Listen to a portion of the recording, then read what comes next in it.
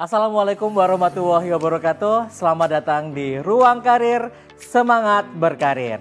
Ruang Karir merupakan program kerjasama antara JTV Daya 5 Rekrutmen dan juga Disnaker Trans Provinsi Jawa Timur untuk membantu sobat karir semuanya untuk mengambil keputusan karir yang tepat di masa mendatang. Bersama saya Pandu Nugraha, kali ini kita akan membahas tentang syarat yang diperlukan untuk menjadi pegawai migran Indonesia. Nah, kita sudah menghadirkan narasumber kita yang luar biasa di sini. Adalah Kepala Dinas Tenaga Kerja dan Transmigrasi Provinsi Jawa Timur.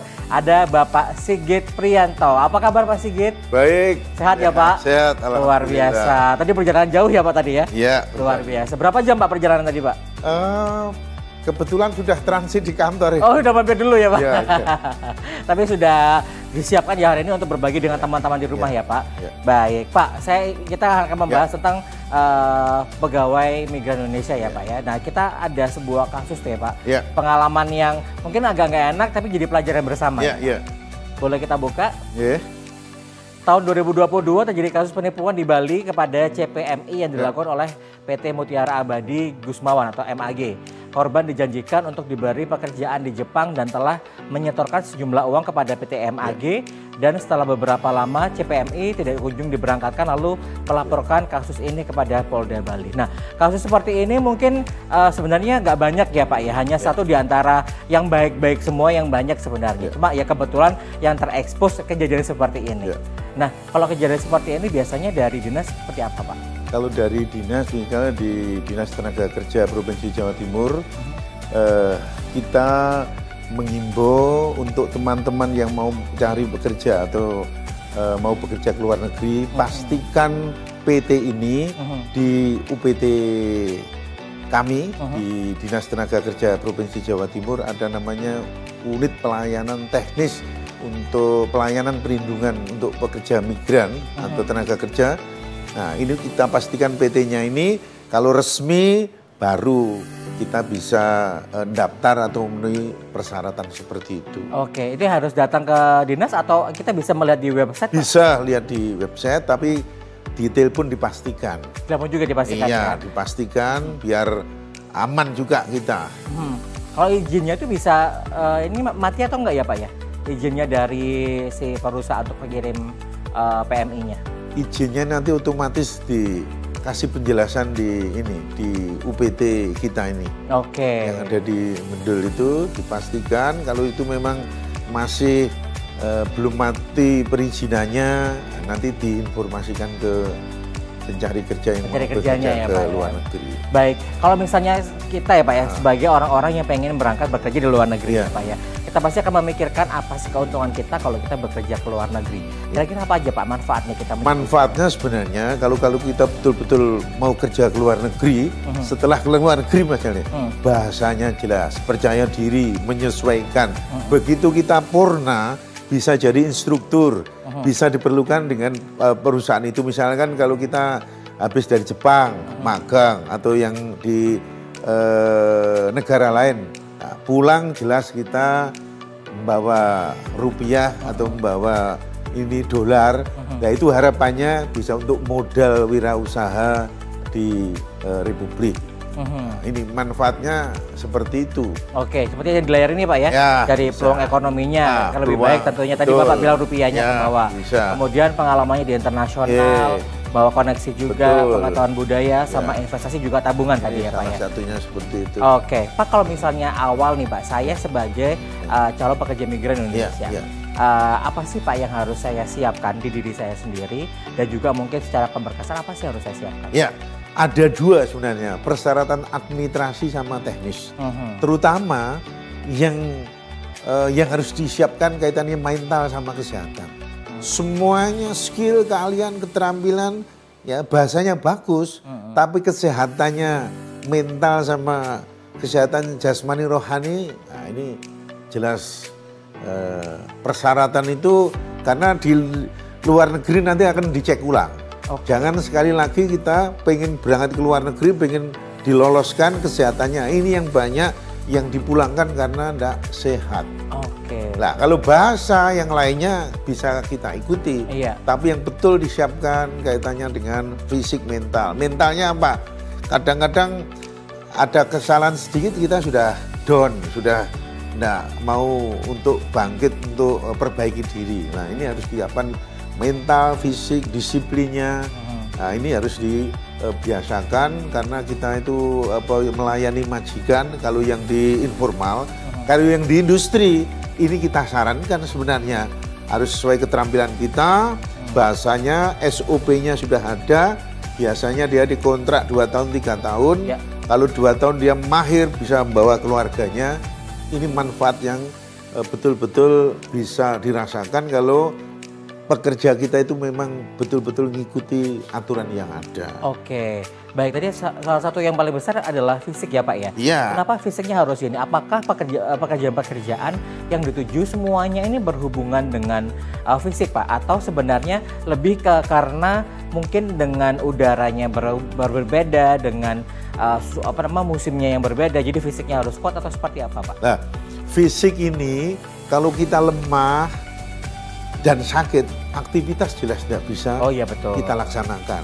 Makanya fisik itu utama dan pinter-pinter menyesuaikan dengan keadaan di sana. Ada namanya istilahnya homesick, kangen ya. Harusnya dia skillnya bagus ini, tapi tidak kerasan karena kangen rindu sama keluarga.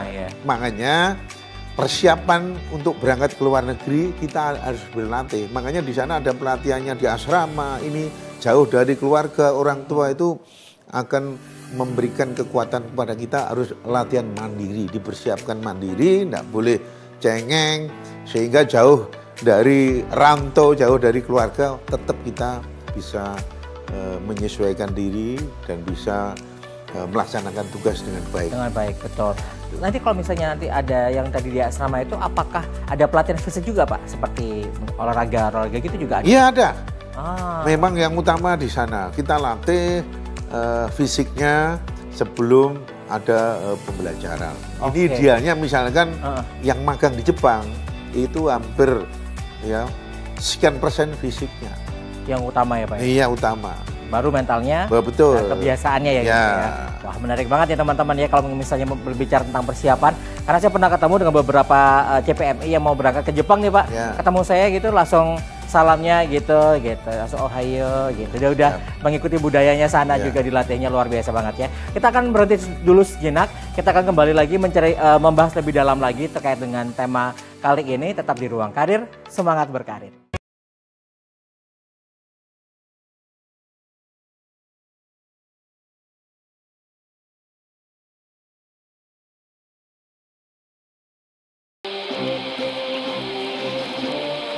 Saudara-saudara, komika-komika di seluruh pelosok negeri, sing-singkan lengan baju kalian dan bergabunglah di Comic Aid Revolution.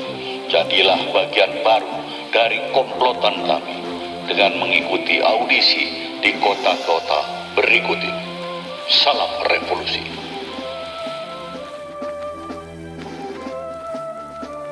Komisi Pemilihan Umum Kabupaten Nganjuk membuka pendaftaran pasangan calon Bupati dan Wakil Bupati Nganjuk tahun 2024, mulai 27 hingga 29 Agustus 2024. Bertempat di kantor KPU Kabupaten Nganjuk di Jalan Widas Begadung. Pendaftaran dibuka mulai pukul 8 pagi hingga 4 sore pada hari Selasa dan Rabu 27 hingga 28 Agustus. Untuk hari terakhir 29 Agustus 2024, pendaftaran ditutup pukul 23:59 menit.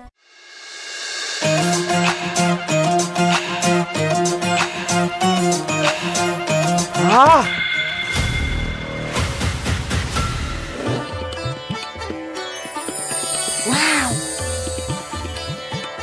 Aha. Wow.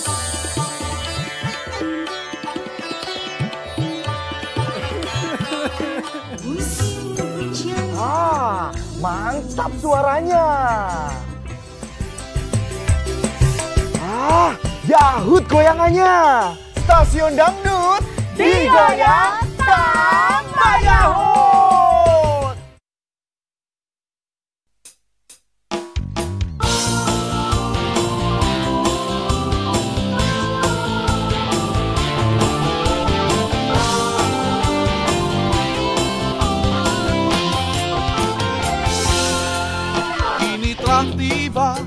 saat memilih calon bupati dan wakil bupati. Tentukan pilihan dengan tanpa pamrih, mari ciptakan pilkada damai.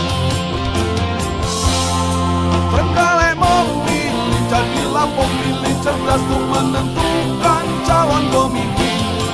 Trenggalek memilih, jadi pemilih berdaulat, ciptakan pilkada bermartabat. Ingat, 27 November 2024, jadilah pemilih yang cerdas dan berdaulat.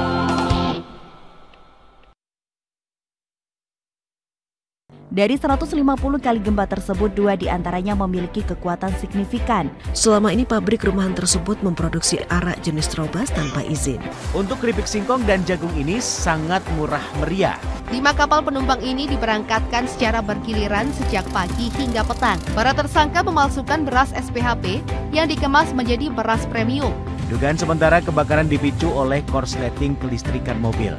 Saksikan Jatim Awan hanya di JTV.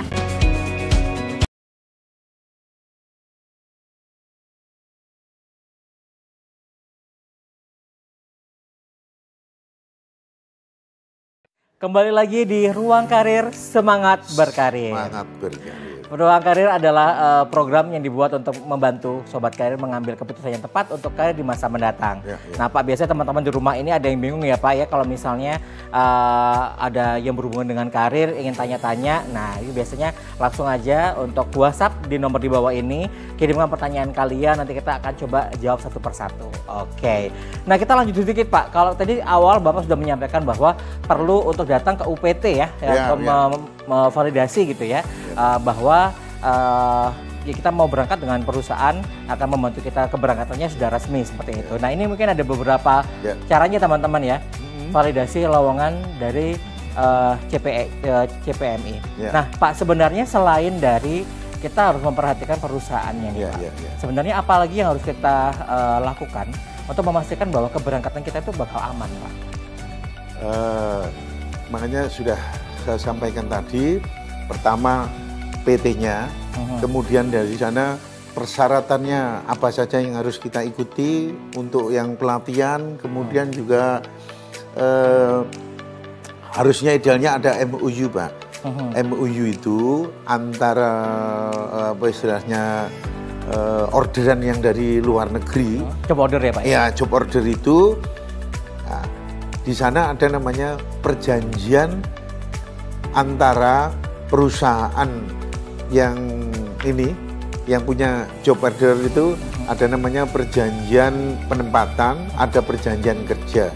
Nah, di perjanjian kerja itu dipastikan antara nanti yang mau memberi pekerjaan yang ada di luar negeri diwakili dengan perusahaan di sini. Nah ini harus dipastikan. Khawatirnya yang kemarin itu, yang pengalaman yang saya di Jember kemarin itu gitu, kerjaannya dia untuk merawat ini istilahnya ibu-ibu yang punya keluarga, ternyata tidak sesuai speknya. Di sana dia merawat ini anjing, tidak sesuai speknya. Ini yang harus dipastikan mulai awal sehingga nanti tidak ada permasalahan di belakang hari dan dikawal.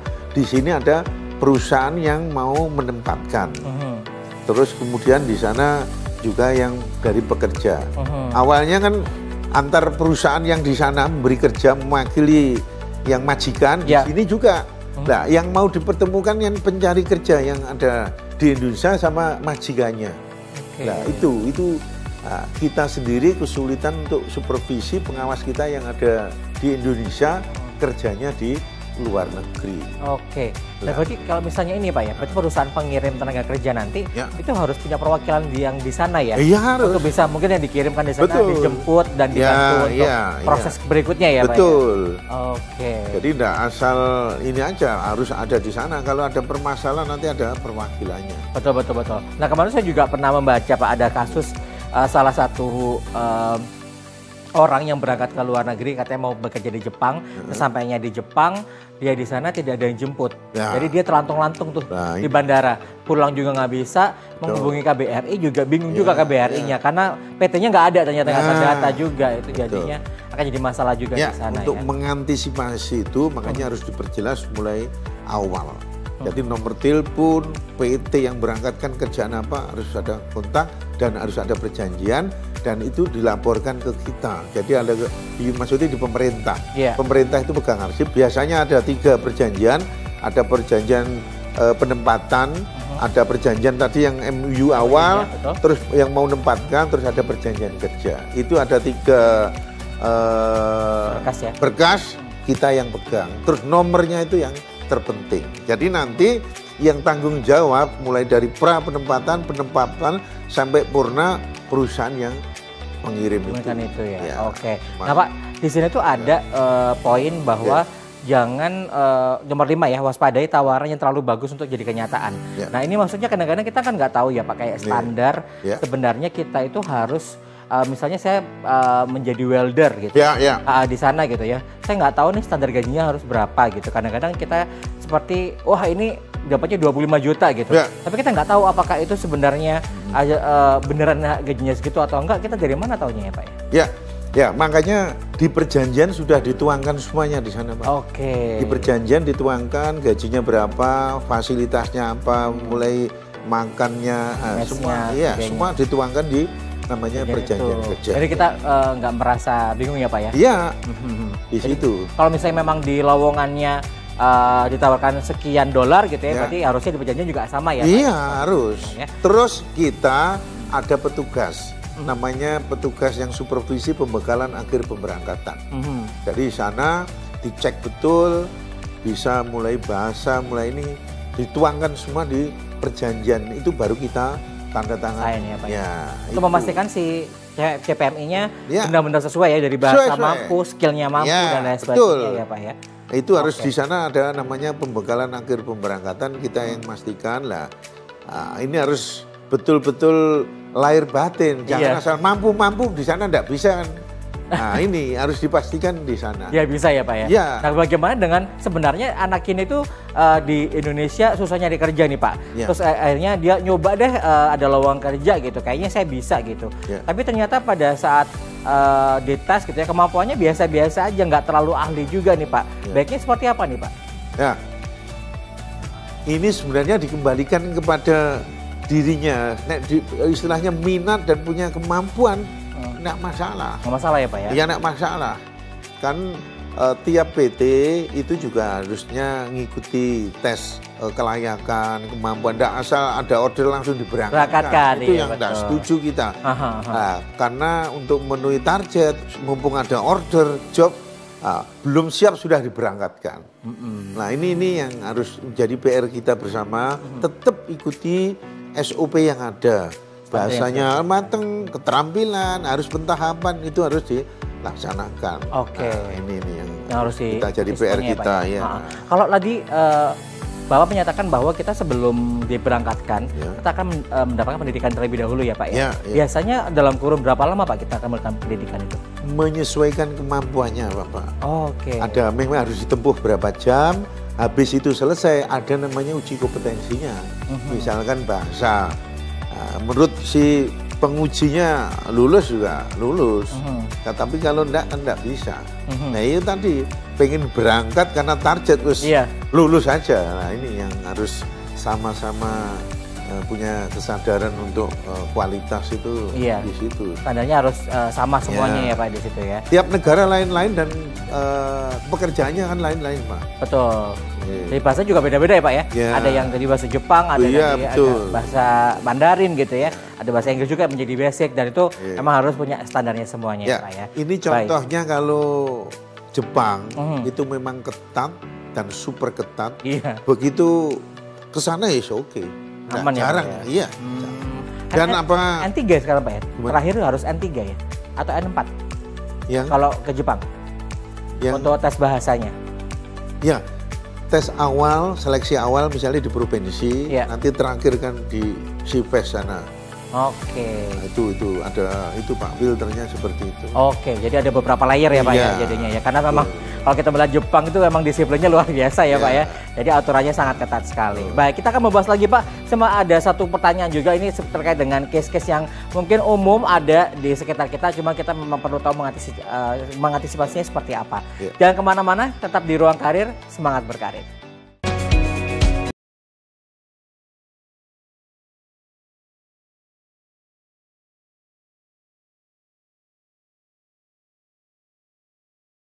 Komisi Pemilihan Umum Kabupaten Nganjuk membuka pendaftaran pasangan calon bupati dan wakil bupati Nganjuk tahun 2024 mulai 27 hingga 29 Agustus 2024 bertempat di kantor KPU Kabupaten Nganjuk di Jalan Widas Begadung. Pendaftaran dibuka mulai pukul 8 pagi hingga 4 sore pada hari Selasa dan Rabu 27 hingga 28 Agustus. Untuk hari terakhir 29 Agustus 2024 pendaftaran ditutup pukul 23:59.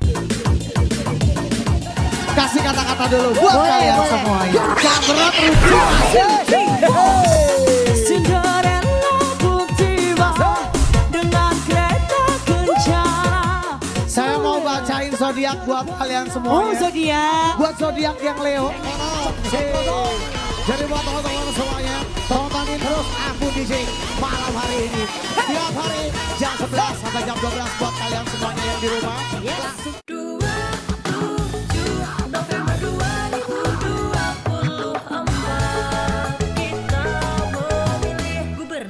wakil gubernur. Oh, semua warga Jawa Timur akan memilih gubernur dan juga wakil gubernur. Ayo, podo teko nang TPS karo nge-es. Seneng bareng prengas cek ora ketok stres. Bukan oleh pemimpin iso ngatur nganti beres. Iso dateng Jawa Timur semakin sukses. Jawa Timur akan memilih gubernur dan wakil gubernur yang terbaik.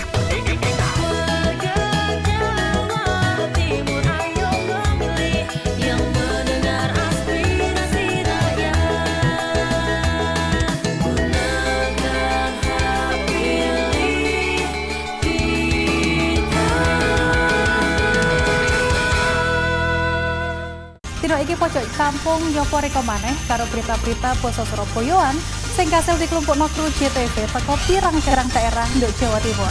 Geni semublak gede ambek meratak cepet iki ngentekno bangunan gudang kaya nyimpen palet karo loro dayo kudu desek-desekan kanggo oleh kurma gratis. Pihak sekolah ngomong banjir gelek kedadean nang mangsa rendeng. Tibake pemandangan alam Bromo ancen uapi. Upaya ngevakuasi loro ula piton gede sing mangkon nduk sak iterane Semeru kudu tetep waspada. Ini telah tiba saat memilih calon bupati dan wakil bupati dan bukan pilihan dengan tanpa pamrih. Mari ciptakan pilkada damai. Trenggalek memilih jadilah pemilik cerdas untuk menentukan calon pemimpin. Trenggalek memilih jadi pemilih berdaulat ciptakan pilkada. Tentukan pilihanmu. Jangan lupa datang ke TPS tanggal 27 November 2024. Jadilah pemilih cerdas dan berdaulat. Trenggalek memilih jadilah pemilih cerdas untuk menentukan calon pemimpin. Trenggalek memilih jadi pemilih berdaulat.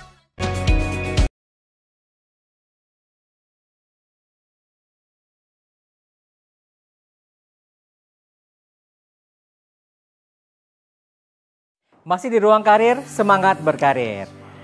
Ruang Karir merupakan program yang dibuat untuk membantu sobat karir dalam mengambil keputusan karir di masa mendatang. Pak, saya mau tanya satu kasus lagi sebelum kita tutup sesi ini Pak ya.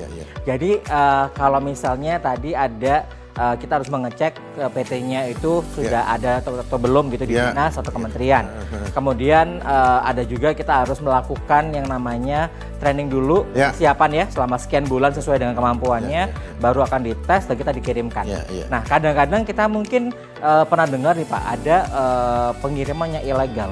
Nah itu bagaimana itu bisa terjadi Pak dan kenapa biasanya? Pengiriman ilegal ini bisa terjadi pertama kaitannya dengan si pencari kerja yang mau berangkat ke luar negeri enggak melihat, enggak ngecek, enggak konsultasi atau koordinasi dengan pihak-pihak pemerintah atau yang resmi. Akhirnya banyak dokumen yang dipalsukan, kemudian uji kompetensinya belum siap, sudah ini berusaha untuk mampu untuk berangkat. Untuk itu teman-teman yang mau bekerja ke luar negeri kalau bisa ini istilahnya enggak usah berbohong. Jadi kalau kita nanti pengen kerja kemana, kita bahasanya kita bantu untuk kita siapkan, kita carikan PT mana yang punya kualitas, yang tanggung jawab. Nah, ini kita sarankan sama teman-teman yang mau itu betul-betul secara administrasi teknis, kemampuan ya harus ada kesadaran itu. Sehingga di sana kelihatan perusahaan-perusahaan PT yang istilahnya tidak benar, menjanjikan rupiahnya yang banyak, yang ini nanti bisa terdeteksi. Yang penting ada komunikasi sama pemerintah lah. Pemerintah ini free of charge, melayani gratis dan membantu masyarakat khususnya di Jawa Timur bisa berangkat ke luar negeri kalau bisa 0 rupiah. Jangan sampai kena perusahaan-perusahaan yang menipu, ya menjanjikan, enggak usah pakai itu, ya. Mana kelihatannya perusahaan yang punya reputasinya bagus, yang punya qualified yang bagus, nanti kita rekomendasikan. Ya, betul. Itu yang terpenting. Yang paling penting ya Pak ya, supaya tidak terjadi seperti tadi teman-teman. Jadi agak menakutkan juga ya kalau kita membayangkan kita ke negaranya orang tapi kita malah di sana nggak mendapatkan hal-hal yang kita butuhkan tadi ya Pak ya.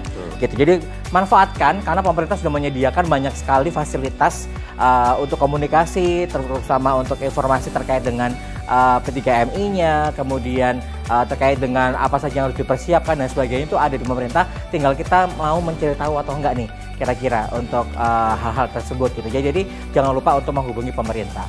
Dan kalau misalnya dari Bapak sendiri, mungkin bisa disampaikan ke teman-teman muda saat ini Pak, kira-kira apa sih, kenapa sih kita harus berangkat bekerja di luar negeri Pak? Ya, gini, bekerja ini hak asasi.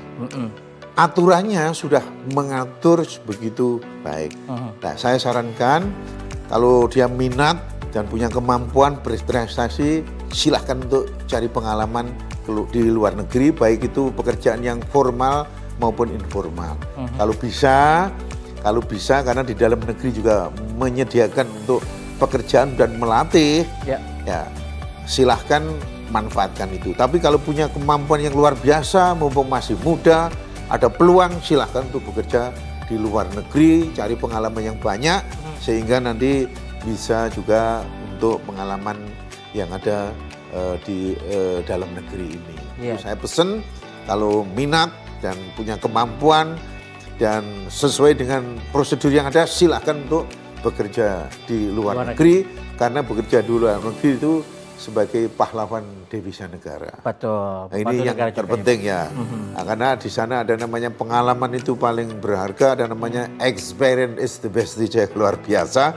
Itu yang menggiurkan pengalaman. Kemudian yang ke depan kalau bisa yang formal.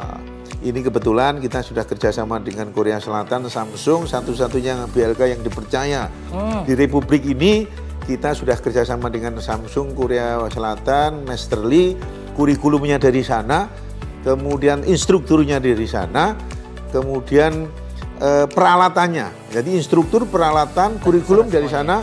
Begitu 3 bulan mahir memenuhi tempuh itu, khususnya di welder tadi, langsung diterbangkan di sana dan tidak ditolak lagi. Jangan seperti yang dulu, yang duduk asal berangkat, dites sana tidak mampu dikembalikan.